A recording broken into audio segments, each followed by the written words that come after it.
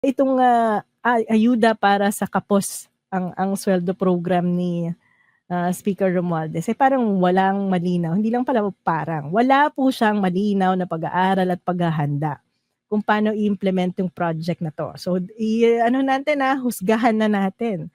Ah, May malinaw bang objective nung dinesign ang programang ito? Wala. Dahil nung nagsimula yung programang 'to, ito ay isang insertion lamang sa budget. Walang pagpaplano, walang malinaw na assessment kung ano ba yung risk at vulnerability na sinusubukan nitong i-assess. Meron ba siyang malinaw na targeting mechanisms? Meron pong naka-define dun sa memorandum ng DSWD, pero ngayong nakikita natin ng implementasyon, sabi nga ni Congressman Vargas, kailangan lang sumulat ng SM kay Speaker Romualdez para hingan ng ayuda ang lahat ng empleyado niya at mabait na tinugunan ni Speaker Romualdez, no? So yan ba yung magaling na targeting mechanism? Sa targeting mechanism po, dapat walang nahuhulog between the cracks. Lahat ng tina-target mo dapat nakakatanggap ng tulong mo. At talagang magkakaroon ng maayos na response sa kanila. So malinaw na wala rin itong maayos na targeting mechanism. May monitor, may maayos na proseso ba sa pag-implement ng program? Mukhang wala naman kasi nakalagay dun sa memorandum ng DSWD. Yung assistance ranges from 1,000 to 10,000 depende sa pangangailangan. Pero yung nangyari dito sa SM, parang fix lang, no? Lahat makakatanggap ng 5,000 pesos plus rice assistance. So, obviously, walang malinaw na pamamaraan kung paano nga ba na ina-assess yung pangangailangan ng mga taong binibigyan ng assistance. So, palpak din yun. Meron bang monitoring and evaluation para tayong mga mamamayan ay makasigurado na itong pinamumudmud na pera na to ay naging kapaki-pakinabang talaga dun sa mga pinagbigyan ng pera? Hindi. Wala. Wala. So sa mga criteria na to, bagsak. Bagsak po itong AKAP program ni Speaker Romualdez. Doon nga lang sa implementation magtatanong ka, bakit si Speaker Romualdez yung nag-a-approve kung sino yung makakatanggap? Congressman siya. Hindi naman siya executive. Baka gusto niya lumipat sa DSWD para i-implement yung ayuda.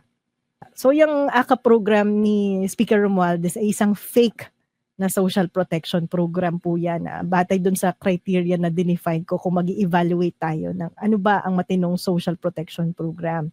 Sabi ni Manuel dito, vote buying po yan. Mukha kasi sasabihin lang, hindi pa naman eleksyon sa January pa yung kampanya. 'Di ba? Pero yes, kahit na malinaw na kung sino yung mga tatakbo tapos panay ang pamigay ng ayuda tapos nakabalandra yung mga mukha nila. 'Di ba? Kasi kung hindi po natin babasagin itong sistema ng political patronage sa Pilipinas at magiging dependent tayo at magpapadala tayo dito sa ayuda na pinapamigay ng mga politiko, ay wala. Stuck po tayo dito sa cycle na to.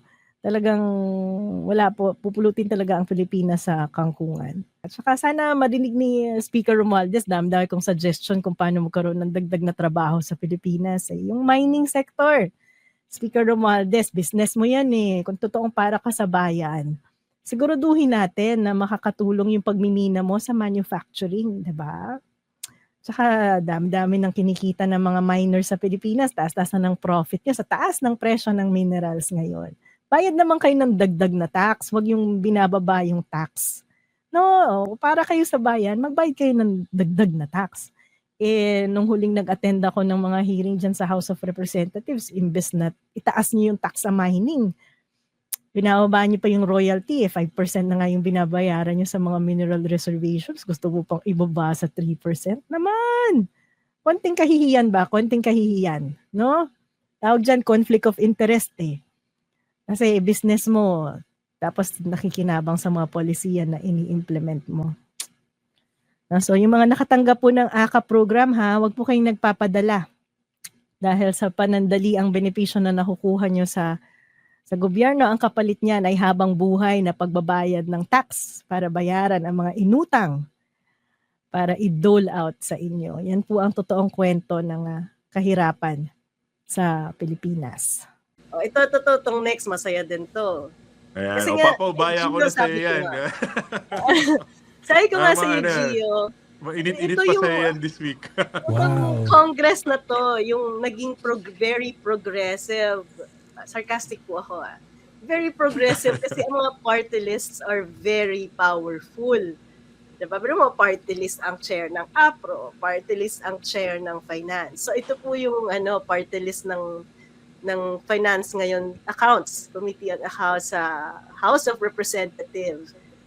Pero number 6 na siya ngayon, si Congresswoman Yeda Marie Romualdez. Yan po yung misis ni Speaker Romualdez, no? Yan, Committee on Accounts sa House of Representatives. Ang first nominee nila ngayon ay yung anak nila, si Andrew Julian K. Romualdez. At gusto ko rin ngang i-point out na maliban sa anak siya ni Speaker Romualdez, malaking rin siya, stockholder siya ng mga mining corporation.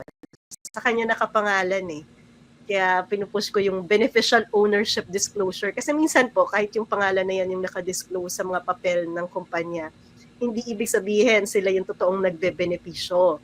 Kaya may mga sinusulong, sa international, standard na pong batas yan yung tinatawag na beneficial ownership disclosure.